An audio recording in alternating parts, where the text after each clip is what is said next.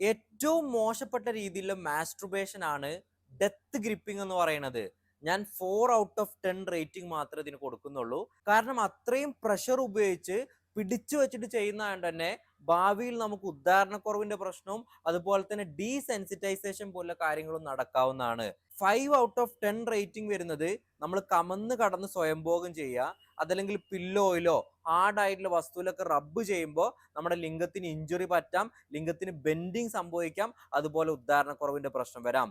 6/10 rating വരുന്നത് porn കണ്ടാണ്ട് സ്വയംഭോഗം ചെയ്യുന്നതാണ്. കാരണം ഇത് റിയലിസ്റ്റിക് ആയിട്ടുള്ള ടെൻഡൻസിയിൽ നിന്ന് നമ്മളെ മാറ്റി നിർത്തുകയും പിന്നീട് നമുക്ക് ഇതുമായി ബന്ധപ്പെട്ടുള്ള ഉദ്ധാരണക്കുറവും മറ്റു പ്രശ്നങ്ങളും കാര്യങ്ങളൊക്കെ വരാവുന്നതാണ്. ഇനി അടുത്തതായിട്ടുള്ളത് 8/10 ആണ്. അത് എഡ്ജിങ് ആണ്. അതായത് സ്വയംഭോഗം ചെയ്ത് ശുക്ലം റിലീസ് ആവുന്ന സമയത്ത് പിടിച്ചു വെക്കുക.